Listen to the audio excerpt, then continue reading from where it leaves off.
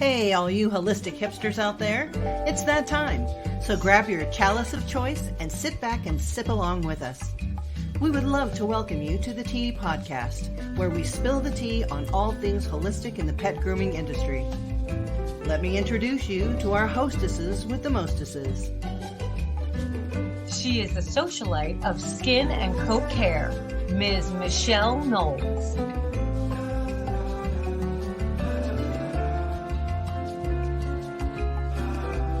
And the queen bee of all things oily, Ms. Melissa Conti-Diener.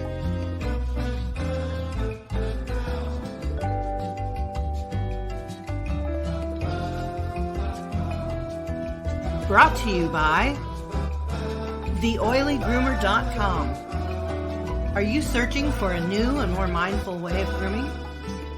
Interested in understanding how to grow your grooming business with a more holistic and organic approach? Please contact Melissa Conti-Diener at theoilygroomer.com so that you can set up a meeting and bring balance and prosperity to your life. And allthingspaw.com. Intermediate and advanced courses in pet esthetician work, fear recovery, animal handling, and more. Get your learn on with All Things Paw.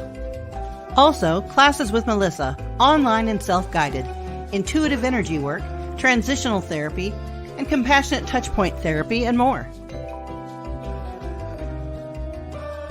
And the Herbal Paw Pet Apothecary, tailored for the individual pet, phone consultations, history gathering, and the home of the Herbal First Aid Kit. Now, let's get this tea party started.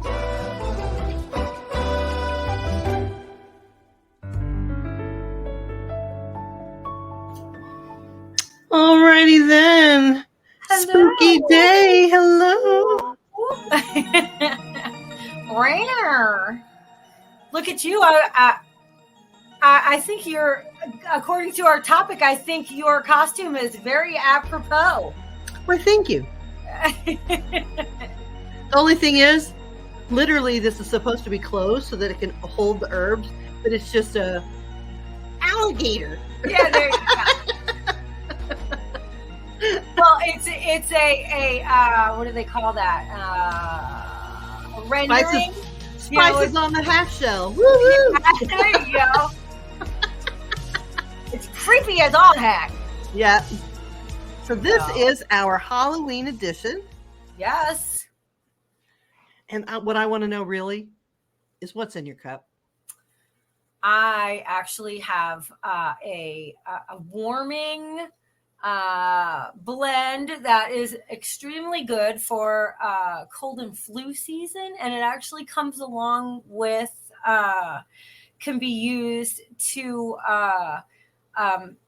make a tea rinse for your hair and scalp as well. So it has rosemary, cinnamon, cardamom, clove, ginger, and lemon. So it is a beautiful, beautiful blend. And I put a few drops of the caramel flavoring in it because then it just makes it almost like a caramel spice latte. Creamy. Right, yeah. And it's in my all-time favorite chocolate, since this is a season of chocolatey candy goodness. My all-time favorite candy of all is a lovely peanut butter wrapped in chocolate. This was a gift from my husband when I was at Hershey with you on my 50th birthday. Can you believe it's going to be 7 years that happened? No. So I've confiscated this cup from him today. Oh, well. So he's sharing willingly, though. Deservedly so. And what's in that's some deliciousness. What is in your cup there, Tweety Bird? So, Aaron Shank for the win again. Look at this. Aaron, we love you. Look at my little cauldron. Look at it. Yes. So I have traditional pumpkin spice, which is cinnamon, ginger, cloves, and nutmeg. Nice. That is what I have. And we're going to talk about that a little bit today. Yeah. Melissa's going to give us the lowdown, but this is how I have to drink now. Have some. Drink up, witches. Right? I suppose you're wondering what our topic is. Yes, please. Dazzle Oh. us with your technological wizardry. Bam. Double, toil and trouble. Let's share recipes. My favorite thing. It's all about recipes. Here, let me. This balances. Oh, there Balance you go. it. Look at that. That's right. So before we even start, explain what that meant, because that ties into what we're actually talking about today. Yes. Mask. So explain it for those that are not so aware of that. That is an actual reproduction of what they wore in. Oh, this. response. Oh, okay. Yes. This is a facsimile of a plague doctor's mask. The doctors believed, and like I said, the bottom would be closed and your whole mouth and everything would be covered. And then they stuffed the end with herbs. And literally, it was spices. It was pumpkin spices. And we will get into that here in a moment. But they thought that those spices would ward off infection. So when they breathed in through the herbs, that would give them some immunity to the plagues that they were treating. So double, toil and trouble is an actual. You were sick and you would see the doctor come in with that on, and you truly thought you had descended into the bowels of hell. Yes. I am sure of it. Because they were really spooky. Like, this is a modern plastic one. Right. The real ones were real long and they just looked hideous. And they were leather. Yes. And can you imagine it? No, I can't, because talk about scary. That's got to be unbelievably frightening. That's insane. Yeah. It really is. Thank God we've come a long way, baby, from those. So interestingly enough, I've had this yelled at me from so many clinic managers, I can't even tell you. Double, toil and trouble is actually a poem that the witches were chanting in Macbeth. So it's from a Shakespeare play, but it was the witches. What is it? Something cauldron bubble. Yeah. Like they were like making a potion, and that's what I'm known for. So therefore I am the plague doctor. 9 times out of 10, that's what I am if I dress up on Halloween. Really? Yeah. And we're going to talk about, we're going to talk about herbs and spices because we're the tea, dang it. Well, I think that we should, it's from Macbeth, the witches in Macbeth are, that's what they're saying, to basically tell him he better watch out, that he's in big trouble for killing everyone on his way to the crown. And the witches knew it, and they wouldn't stand for it, and they would not sit still for it. And that is part of their speech to him. It's, of course, Shakespeare, so it was in the form of a soliloquy. So, and we all know what happened to him. So yes, exactly. If you mess around, you go and get messed around. Is what's going to happen. Exactly. That's a Fafo moment if I have ever seen one. Yes. All right. So, Melissa. Yes. Lead us in, because we were talking and we were studying a little bit about where historically pumpkin spice comes from. And you know what? I was floored because she came up with some stuff that neither of us really kind of knew. We knew, but we didn't know. We didn't really know. Excited. I was very surprised and excited when I started digging around, because usually we think pumpkin spice and pumpkin spice season is let in by the what some of us call the basic bitch category, with her with her pumpkin spice latte and her Ugg boots and her flannel shirt, and just the general uniform of the basic suburban woman. And I don't mean that in a negative sense at all, but it is a fashion choice, and the pumpkin spice is part of it. But actually it has much more nefarious beginnings. Do tell, Melissa. I Yes. am all ears. And you know I'm all for nefarious. So. Yes. Yeah. This is So, crazy. This is a crazy story, but yeah, go ahead. yes, it actually goes back to before there was ever pumpkin spice. In the 15th century, it started out as the thieves' oil. Now, there is a popular essential oil company that has products with the word thieves. However, they were not the originators. In the 15th century, it was created during the Black Plague when they wore the masks like Michelle has on by the French thieves.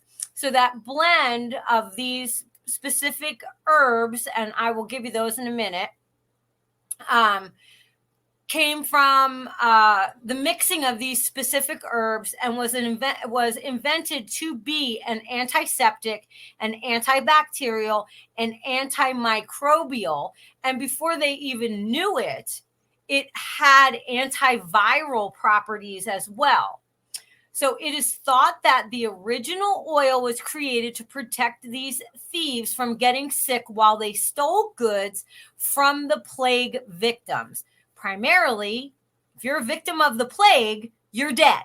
So, or very weak. Yes, or very weak and really unable to fight. So the thieves from the story didn't start out as thieves, but as spice traders and merchants from India and Europe who traded cloves and cinnamon. Those were the two main ones.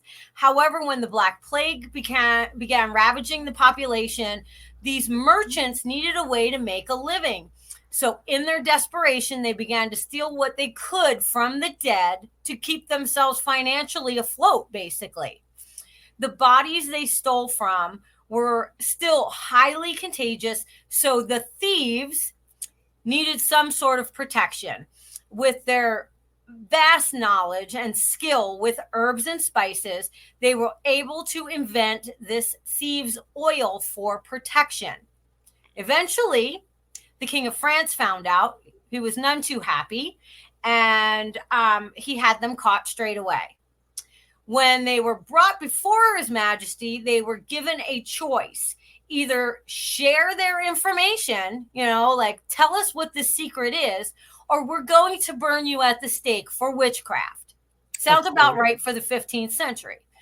So naturally, they told the secret, and the thieves' oil recipe began to spread and morph and eventually became one of the most popular blends in history today.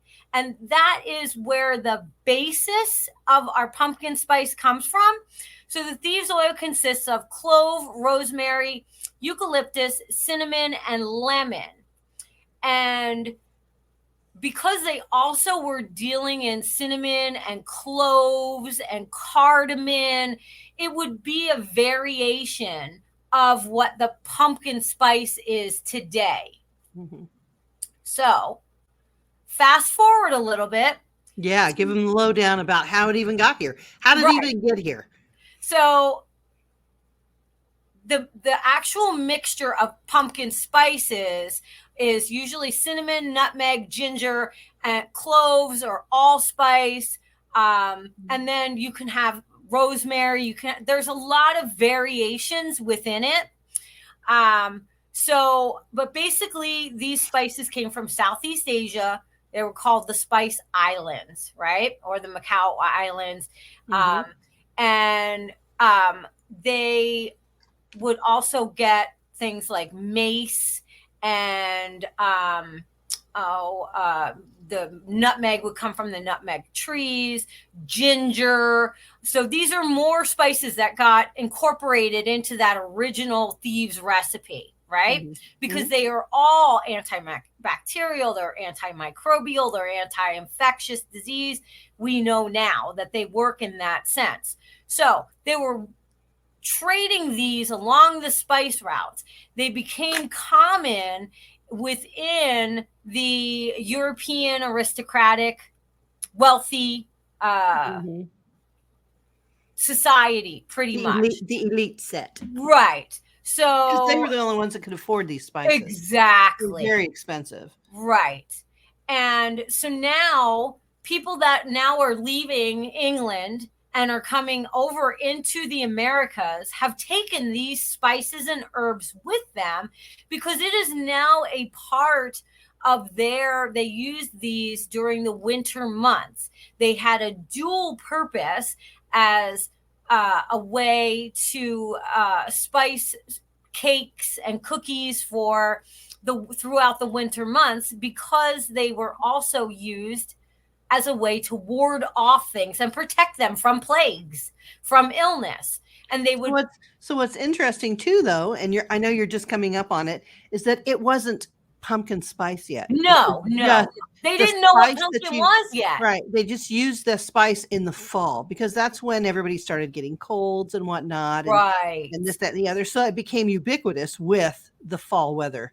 Absolutely. Carry on. And so when they ventured across the pond from jolly old England over here to the Americas, our native people introduced them to native growing squashes, pumpkin being one of them. When they started to utilize them and use them as food, they started to add those spices to it. Number one, for the medicinal content. Number two, because they just blend so well with the taste of these. Look at butternut squash. You always add a little pinch of cinnamon in there and maybe a little ginger or cardamom. It's the same thing. And then they decided that they were going to actually make pies from these. So we have sweet potato pies, we have pumpkin pies, and they're all pies. Yep. All the things, just all the pies. And they were spiced with this bouquet blend, right, of spices. And so they took these things to the New World and introduced them, and they slowly became a common part of our food history. And we always associate them with the holidays. And then we took it even further to be something that we feel is, and they are all very warming, blood warming, body warming spices. So then to add them to things like teas and coffees, and it just goes right along with that cold weather. And weren't they also originally thought to ward off evil spirits, as well as, which they thought were making the infections? Right. So it was kind of one and the same, So basically it was like a prayer every time you would eat, every time you would drink, to ward off evil from your family and keep everybody healthy, because the winters were hard at that time.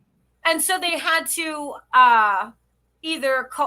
actually, when they brought them here, then they cultivated them here. And then they were able to, as time went on, they were able to mass produce them along with things like chocolate and other spices and flavors. And they eventually moved into the generation of plantation propagation, where they use slave labor to produce a lot of the foods and spices. And so they proliferated even more because they were able to produce it so inexpensively that it was no longer left to the wealthy to have those things. And then it slowly just kind of crept into our food culture that those were the spices of the fall season. And if you think about it, traditionally, fall is when we harvest all the crops. That's when everything comes in and we put up food for storage. We're making those pies. We're having harvest day celebrations and things like that. So it has just come from such humble origins into warding off infection into an everyday order my latte pumpkin spice at Starbucks. What I want to blend in, Melissa, thank you for researching that. That was amazing. Yeah, I thought that was so. Who knew? I didn't know. I knew some of it, but I didn't know I had no idea all that. in our history like that. So I'm going to take you through cinnamon, ginger, clove, and nutmeg. Here, I'll put my doctor's hat on, so I'll be more official. Oh More my official. kitty cat Okay, Harris. look what happens though. It's on my microphone. Oh my gosh. Okay, here we go. All right, so nutmeg. And I think that it's interesting that there is a common thread that runs through pumpkin spice from a scientific medicinal point of view. Right. So I'm going to just tell you about this. Nutmeg medicinally relieves pain, helps with insomnia and digestion, brain health, bad breath, skin, and blood pressure. Now I want you to really look at the thread that runs all through these. So blood pressure, right? Bad breath usually is because your teeth are bad. Cinnamon reduces clotting, antioxidant, anti-inflammatory, and boosts heart health. Yeah. It's also a blood sugar stabilizer. Yes. As a diabetic, they tell you to take cinnamon or eat cinnamon. And so it's very good for your blood. Right. So, and then we have ginger. It's for inflammation, blood pressure, weight loss, nausea, arthritis, and pain. And then we have clove that has traditionally been used with toothaches, dental pain, plaque buildup, hangovers, and indigestion. All of the thread that's running through all pumpkin spices is heart health, heart and artery health. Even the clove, which helps with toothaches. Right. When you have bacteria on your teeth, you're swallowing that, and that's really a great contributor to heart health or heart disease, if you will. So, I mean, pumpkin spice is actually medicinally appropriate for the fall when we are starting to have these issues that might affect your heart. Also, we're running around scaring everybody, thinking that's funny. We want the strongest heart possible so we can get through it, right? So I thought that was really interesting that all those spices were not only tasty, flavorful, and warded off spirits and infection, but they also, in your regular foods, could absolutely boost your heart health and a bunch of other things too. I thought it was so neat. Well, they also would add citrus to it. And remember, they were getting a lot of this stuff through the spice and the trade routes. And so while citrus wasn't maybe readily available in some of the places like, say, New England or that kind, they were getting them dried. And they were getting these things, and then they would do mulled ciders and mulled with those same exact things: allspice, mace, clove, anise, ginger, all those things. And they would mull them with the dried citrus, with apples, which were very prolific in the northern states. Yeah, mulled cider. I mean, heaven's sake! I mean, that is a fall thing, you know, everybody waits for that. So that's incredible. Because it is restorative and it's regenerative and it healthy is, for you. And it's something that started out to be healthy. Right. And has become just a flavor for us at this point. We don't think of it as medicinal. But it really, truly is. Yeah. And if you can mix your own blend and make a tea from it, you'll get most of the medicinal benefits. However, if you have just like a drink that has flavoring, like pumpkin spice flavoring in it, you're not really getting a whole lot of the medicinal properties. So I advise you to make from scratch your own blend of pumpkin spice for your fall season. Get your mortar and pestle out, ladies and gentlemen, and get grinding. There you go. Do it. I should have grabbed mine. I didn't, but mine weighs 1,000,000 pounds, and it's. I know that's my little one. That's my tiny. Yeah, it's like super big, and it's made out of black obsidian, so it weighs a ton. But it works. I want one big enough to grind corn in. That's my next one. I don't know if I could grind corn. Mine's big, huge salt. Yeah. I can do. That's what I do my salts with and everything. But get your mortar and pestle out and start grinding up your stuff. Not only is it better for you, but the actual physical act of creating these things is good for our mind and body as well. Because we are putting energy into that instead of just opening up a packet. Right. You're putting your intention, Yep. your energy and intention into the Into grinding that. of the medicine, the herbal medicine that you Right. will then ingest.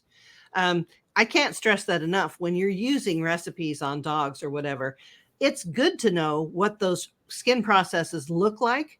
And it's good to know what those ingredients do to the actual skin cells themselves, Right. because you can actually visualize and use your intention to help that process happen quicker, faster, deeper, more wonderful, and you get better results from intention, just from intention.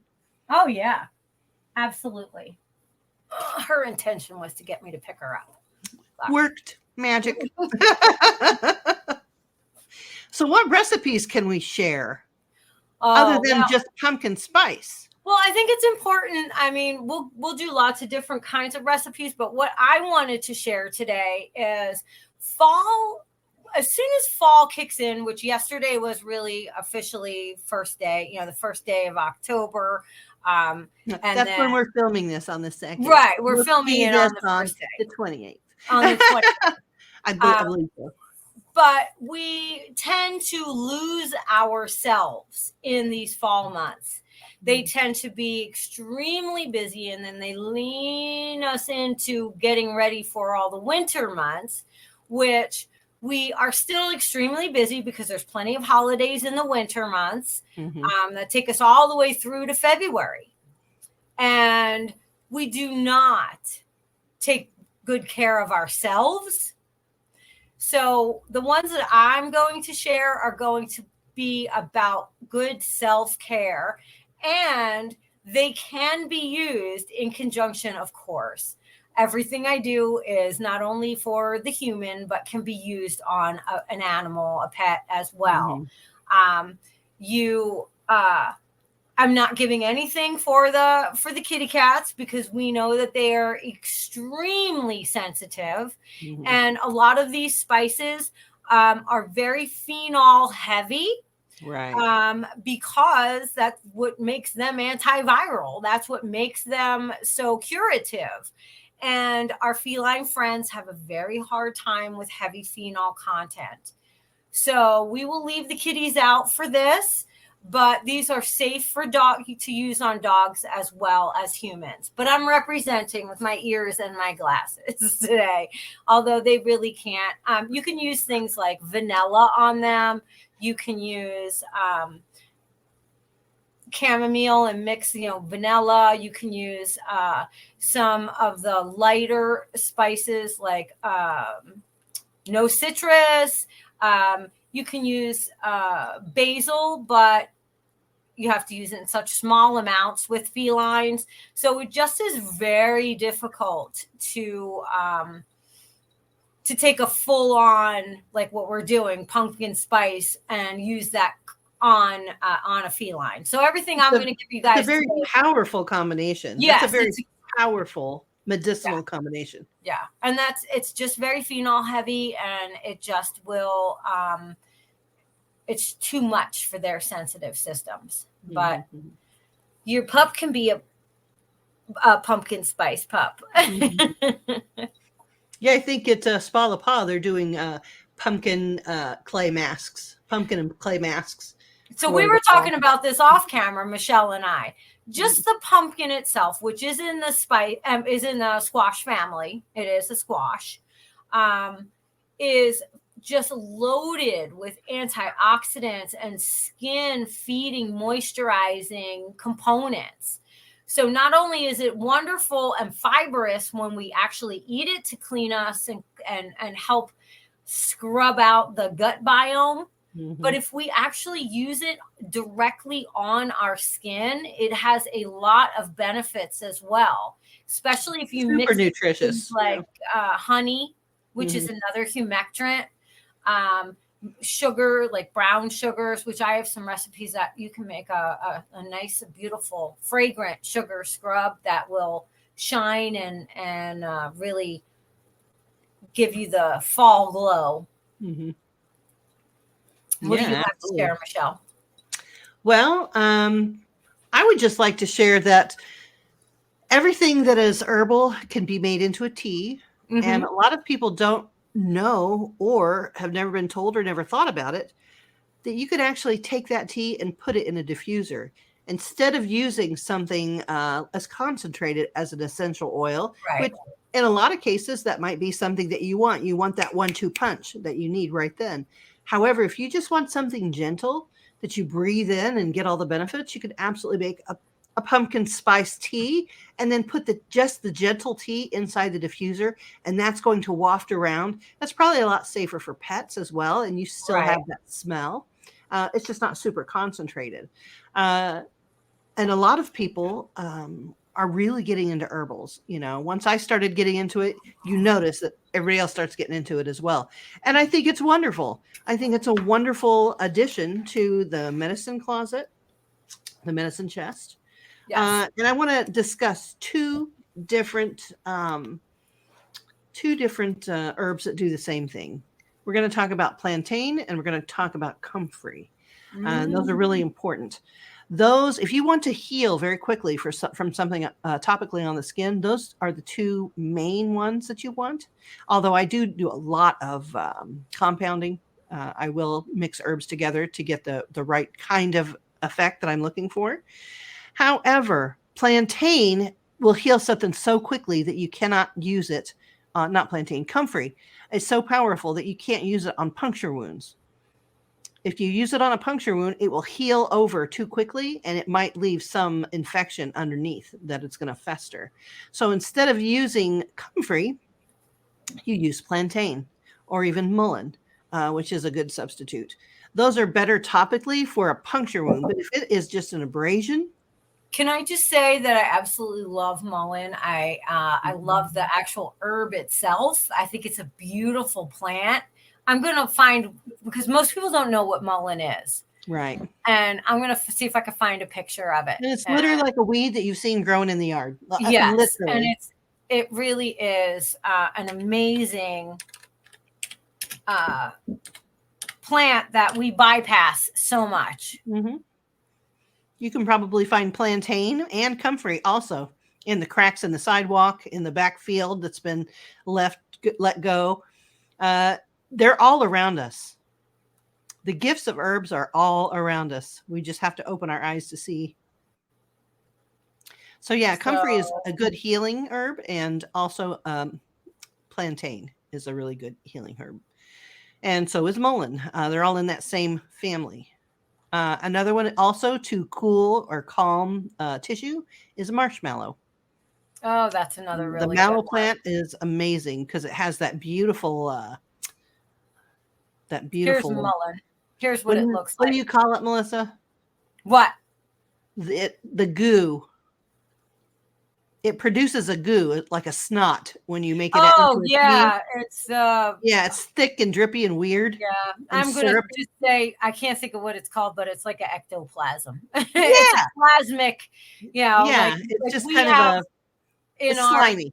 Right. It's slimy inside. This is the picture of mullein. I'm doing a quick screen share. So do you see these big, giant, and they're furry, and just a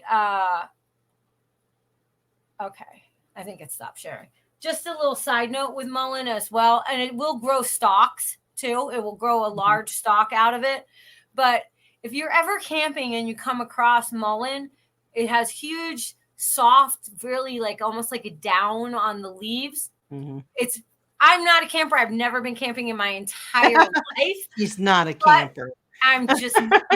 I've never had anybody take me camping. I've never been camping. So nor would you want to take her camping. So I don't know. I'm a little high maintenance for out in the woods camping. But I have been told by friends that I know that camp that it is an amazing toilet paper. She had that one friend at band camp that once told her that the mullein would be a good toilet paper. Yeah.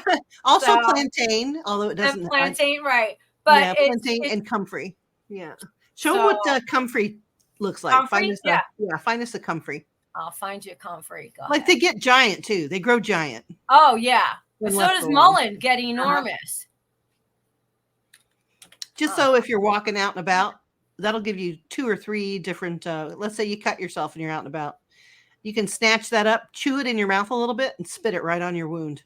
Oh, it's crazy. It's crazy. You do it just like that. And if you don't want to chew it, masticate it in your hand so that it gets all gooey and gross, and then put it on your wound. I love to chew stuff and then spit it on my wound. My favorite. My favorite, right? Right?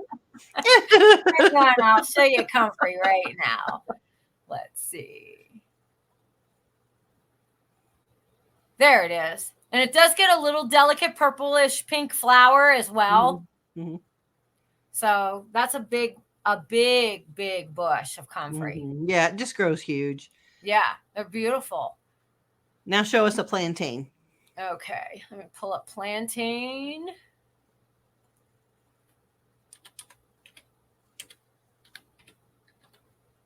And not, sometimes they call it plantain weed. Mm-hmm. Okay, so let me get a big picture of it here for you guys so you could see it. And those of you just listening in, do a search on these so you see what they look like. Yes. 9 times out of 10, you walk by them in your own backyard Yep. or your own alley. They are so useful. As long as you know what they look like and you can snatch them up. I mean, you have a virtual can first forage. aid kit right in your yard. Yeah, look at There how you pretty go. that is. I've got So one you of can those in my also yard right now. collect these from the stalk. You can collect all those, or all seeds, and you can collect and dry those seeds, but you can also utilize the leaves themselves. Mm-hmm. So another really, really good herb to forage for. That I do like to do. I've never been actually camping, but I do go often with my husband, who loves to fish, and I can be slightly annoying because I don't stay still long. And fishing takes lots of patience and stillness and not chattering. Yeah, and I can't. I just don't do well like that. So I love to go and hike through the woods and forage and do. But as long as she's moving, don't Yes. make her sit down anywhere. Oh my God! You'll Don't be in make trouble. me sit still, please. I have an existential breakdown when I have to sit still for so long and fish are not all hanging from my line in 30 seconds. It's true. So, You got things to do, right? Yeah. I think another combination too that's really important that get overlooked because we just think of them in a culinary sense Right. is the parsley, sage, rosemary, and thyme combination. That is so powerful. That There Simon is Garfunkel sang about it. Yeah, it's so powerful that it's been used in chicken soups for forever to make you feel better. There, medicinally, those fresh herbs are antibacterial, antiviral, antifungal, antimicrobial.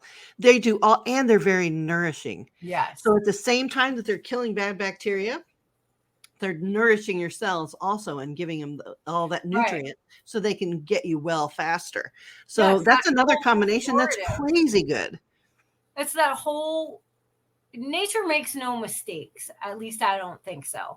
And so while it is doing the work to kill off whatever needs to be killed off, it's also rebuilding, and restoring what needs to be put back together again for full health. Mm-hmm.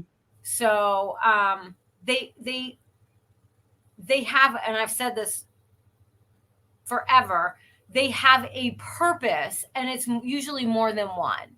Yeah. They work in a dual, and then they have such a willingness to work with other herbs that synergistically, when you put them together and make a blend, or what do you call it? A formulation. Yeah, formulation, or, that they just literally work off of each other.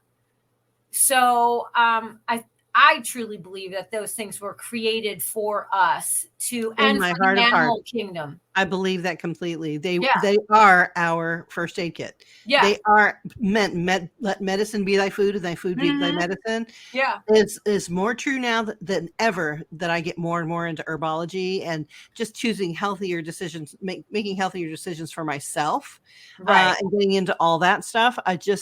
It's pretty amazing. And I think it's also amazing to know that an antibiotic cream has one antibiotic in it. Yes.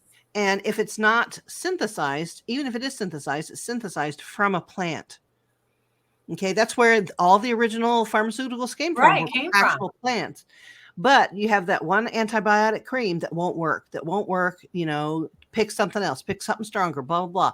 However, if you replace the single antibiotic cream with a plant like calendula and make a tea or an oil or something like that, that can actually say so. It will absolutely support infection and take it away, just like those chronic ears. Calendula, baby, with a couple of other synergistic herbs with it, will just knock that out of the park. I've seen it happen with my eyeballs. It's unbelievable how good herbs work. And I'm now in a mode where I am having to convince a lot of people that pharmacology isn't the end all be all. Now, they do have some sophisticated pharmaceuticals. I will not deny that. Science and chemistry have come so far in our understanding of how to mesh things together. However, some things you just need to go back to basics. Sometimes it just takes an herb and not $40,000 worth of, a chemical. Right. That's been condensed down into a drop, which also has a billion other side effects. So I think that's the appeal of the I think it's also that we have to understand that healing takes time. Healing is not instantaneous. Mm-hmm. And because we are a instant gratification nation, we need to make sure that we understand the fact that just because you're applying this, it doesn't mean that it's going to work just like you take a pill and in, less than 24 hours, you're healed from whatever was bothering you. Mm-hmm. You have to understand that your body works with those herbal, whatever way you're presenting the herbs, whether it's a decoction, whether it's a poultice, whether it's, any of the many different ways, you're taking it orally, you put it in a salve, your state of mind, your diet, what you're eating, all those things are factoring in to the ability of those herbs to work. The same as a medication that you're actually taking. It may mask symptoms, but it's not trying to get to the root of whatever is creating that disease, So, because I've had people say, I've made things, like the sinus balm that I make, or some of the hair balms for regrowth or for psoriasis or eczema or any of those things. And then they're like, oh, well, it doesn't work right away. If I spray it with this stuff, the medicine makes it numb and I don't feel it. Well, that's an antihistamine. And that's all it's doing, is just blocking it. What I'm telling you to do is put something on that's going to help at the root of what's going on. And I'm telling you, what's your diet? Primarily dairy? Well, then you need to stay away from dairy, because that's how it's manifesting inside of your body. Or too much caffeine, or too much stress, or and a lot of skin issues are because your liver isn't detoxing properly. Right. It's not just or your butt, the whole biome of your gut is just trash from taking so many antibiotics over the years. Right. Yeah, it's akin to, how divers, when they go very deeply, they have to come up very slowly, so they don't get the bends. Herbs work like that. They work very gently. They go in, they work very gently and go to the places they need to go to, but it's a gentle action. In Western medicine, we're used to taking a pill, and then whatever symptom we took the pill for goes away. Right. If temporarily, if not permanently, but temporarily at least, like a headache or whatever. Herbs don't do that. They don't directly attack the thing and then you don't have the pain. What they do is they support the body in such a way that the body starts processing correctly and takes care of the issue. Right. So really, you're just supporting the body while the body relearns how to bring itself back to homeostasis. That's really what it's after. And I really like that concept. You're not going to, like when you bathe a dog in medicated shampoo, you're not going to just, okay, we washed him, so this 10 Right. years of neglect and bacteria and crust is going to be just going to flake off. It's going to be great. No. Not after 10 years of neglect. One bath is not going to fix anything. However, if over a period of time we regularly cleanse the skin and then give it the minerals and herbs that it needs to find that homeostasis, we're helping teach the body to relearn how to do those processes correctly so that it's healthy. Right. That is what herbal support basically is. And that's why it's called that. It's called support because it's supporting your immune system. It's not suppressing. Right. There's a big difference. But there's also a reason we can't say anything but support because we're not doctors. Right. We can't use words like cure or fix or whatever. Yeah. Heal. Yeah. I get real mad when you say heal. Yeah, because I believe you heal yourself. Right. With support of nutrition and herbs. Right. You support yourself. You do the healing. The dog does the healing. I can't heal the dog, but I can support those systems so that the dog learns how to do it, relearns how to do it again. So I think that's the important. I say the same thing when I do energy work. Is I'm not doing anything. I'm a vessel to be there to support their energy, either to lift it up or to change that vibration to a more healing vibration. But I'm not healing anything. I personally have zero power to do any of that. That is all, I'm just a vessel for that to come through me to tap into whatever you want to call it, life force energy. And those of you who aren't familiar with sound and energy work, I think that's an interesting modality as well. So every single thing that you see that is in our material world that we see, feel, hear, smell, touch is a vibration. It comes together. A table comes together because it is on a certain wavelength that makes us perceive it as being solid. But really, everything's in motion. Everything's a vibration. And they are proving that time and time again through science and other modalities that sound healing absolutely does work. Hertz work does work. Has anybody seen like water come out of a faucet and then they direct energy at it and it becomes like a stair step? And then you've seen them put salt or sand on a big boom speaker and they make it do different things and then it does all these patterns. Guess what? Sound, when introduced to us who are 70 to 80% water, imagine what it does to our blood. Yeah. When we listen to those good frequencies or are exposed to good frequencies, as opposed to the frequencies that give us cancer, the frequencies that make us depressed or have unease or make us sick. Actually, I know from myself and from others that, especially back in the day, you'd listen to the radio, you could only listen to it for so long. And then some songs would make you feel literally sick. It's the vibration of that particular song. Yeah. That's affecting you in the way and making you nauseous. That's crazy. Sound and energy work are a thing. They're real. We operate in a world of energy and sound. And when we get out of that vibrational sync with Mother Earth, that's why they say take your shoes off and just go outside. Yeah. And ground yourself and let yourself get that energy pull you back in.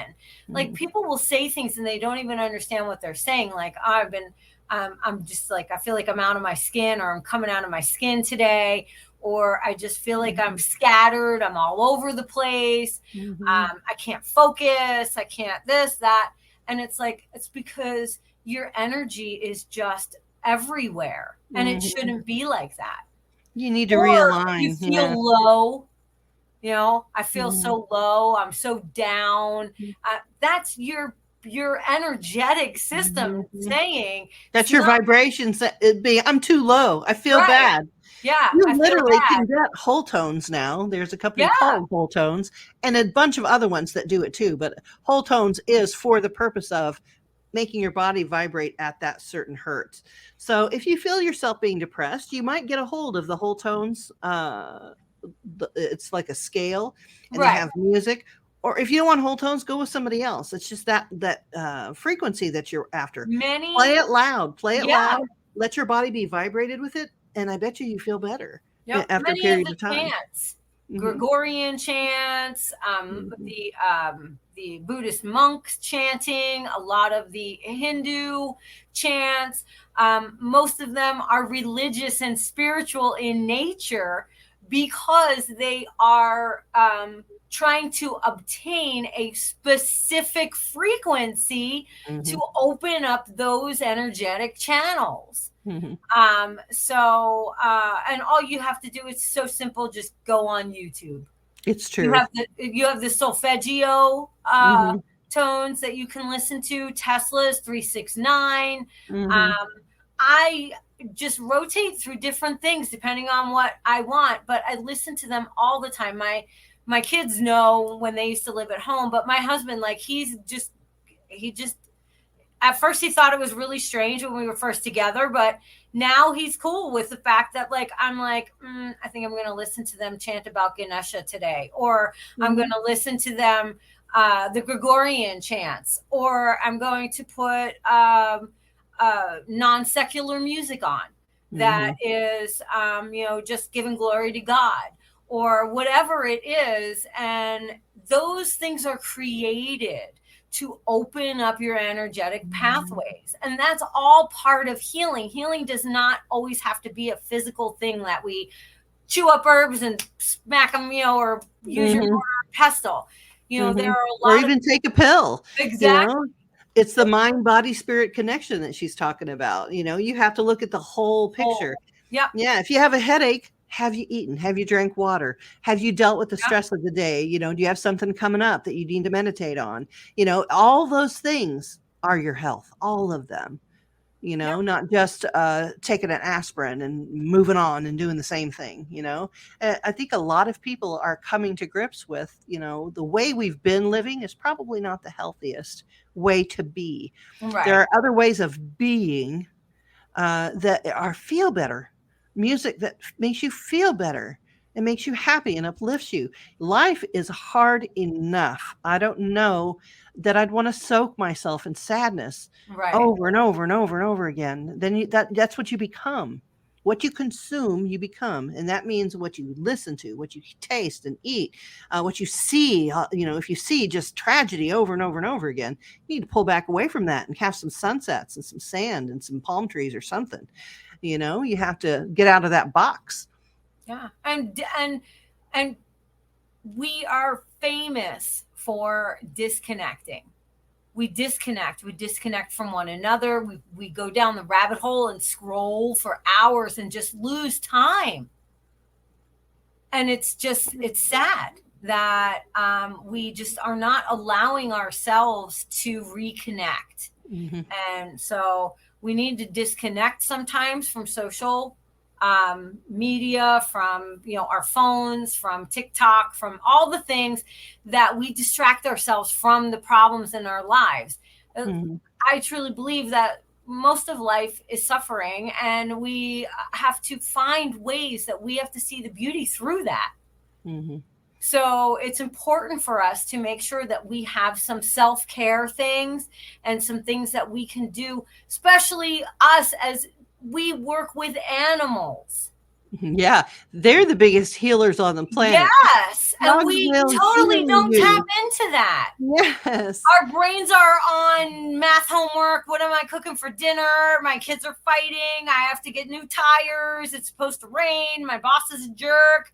The other groomer next to me used the wrong blade. We preoccupy ourselves with all these things, and we literally have love and healing right in our hands, Hmm. and Yeah. we don't tap into it. Yeah, take your baby for a walk. In my Yeah. case, all I have to do is hold him in my arms and walk out to the backyard, and we just commune for a minute. Yeah. Literally, when I'm talking to my dog and she's talking to me, I forget every single problem that I have. every single worry, just seeing her beautiful little face look up at me with those huge eyes and be like, let's just be together for a minute. That is the most healing thing that you can do that's free and available to you right now, right this second. You don't have to go buy it in a capsule. You don't have to drink it. You don't need a prescription for it. Just commune with your dog. It's amazing. They will take away your pain. Yep. And it's just so easy. But we need to do a little bit more self-care as well. Definitely. We just step away from that, and then we want a panacea to kind of smooth over all those rough edges, when we need those rough edges, because we need to change vibration, we need to change diet, we need to change all these things, and it just one thing at a time, just to set aside a little bit of time for some self-care. So give a recipe, Michelle, before we lose all our time here. All right. Let's do a recipe of wellness. So you do one and then I'll do one. Yeah, let's find something that's really nice. And while Michelle's looking, I am working diligently. I swear. I said I would have it done in August. It is now October and I'm still not done. But I am working diligently on a book of recipes that are for both human and animal, that are scrubs and bath bombs and salves and all that good stuff that you can use on yourself. And just keep an eye out for it. As soon as it is divinely possible, when they open that door for me and I am able to sit and finish everything, I just have so many things going on that I'm doing it in drips and drabs. So it'll happen. Yeah, it will. And I have faith in that, but I just, you know me, I want it done yesterday. I want all the things done yesterday. So I'm going to share a recipe because we're going into the holiday seasons, and that is when we get freaking migraines, because, it's not easy what we do. It's not easy dealing with the clients. Everybody is all up. They're all happy, but they're stressed at the same time. Right. And sometimes that comes off as just hysteria. Yeah. So this is what I call head healer. So this is for migraines.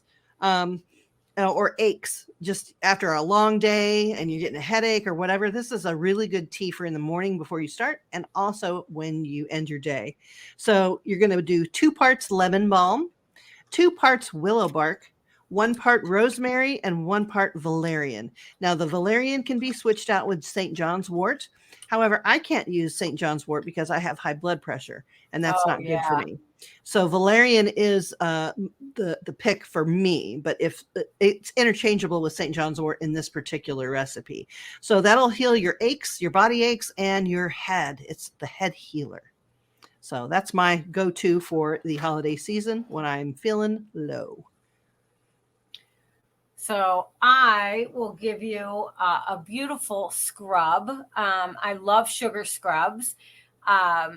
They are healing to our skin. You can do this in your shower for yourself, or you can also use this on your pet, or in your spa. We want to make sure that when we're doing any of this, that we are taking care not to get into eyes or genitals or any mucous membranes.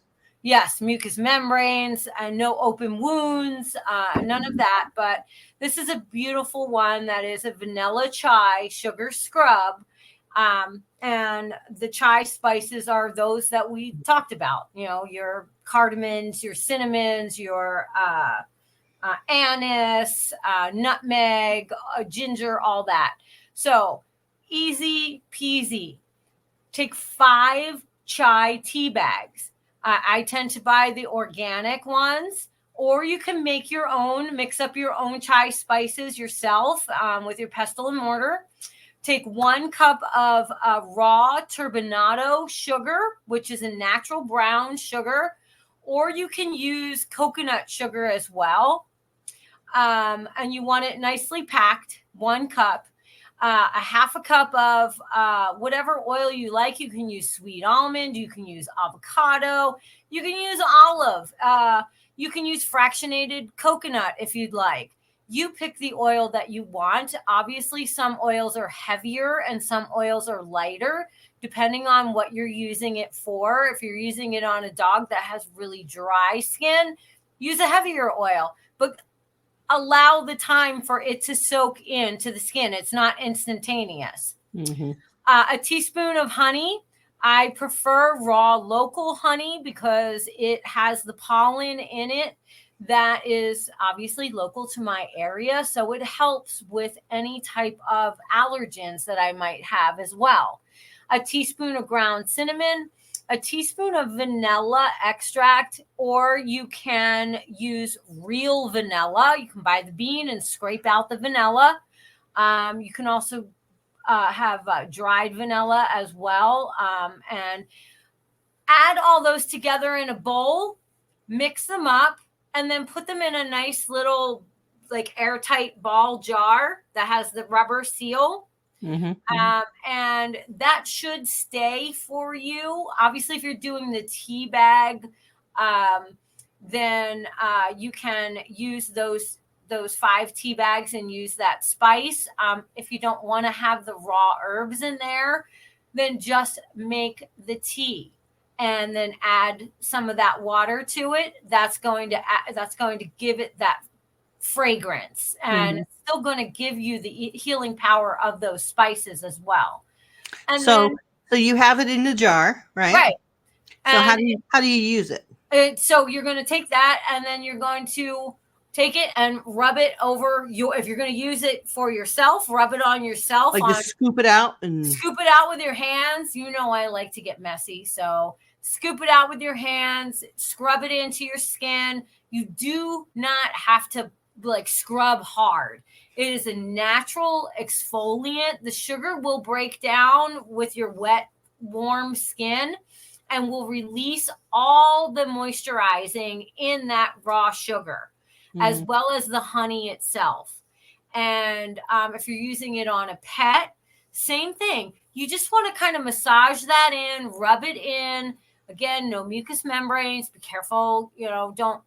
If they eat it, they're not going to die. It is food-based things.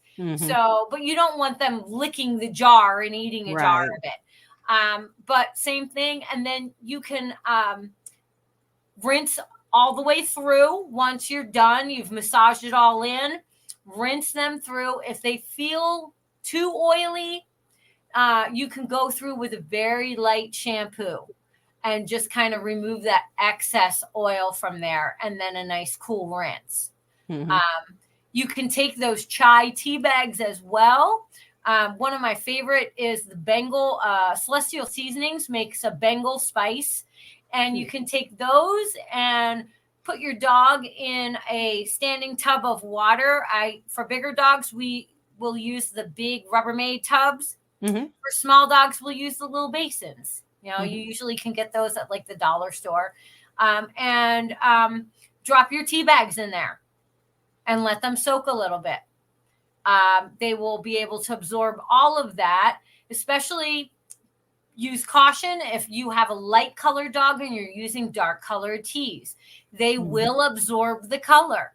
But if you have a beautiful red dog or, dark brown, those teas will work wonderful and shine up the coat.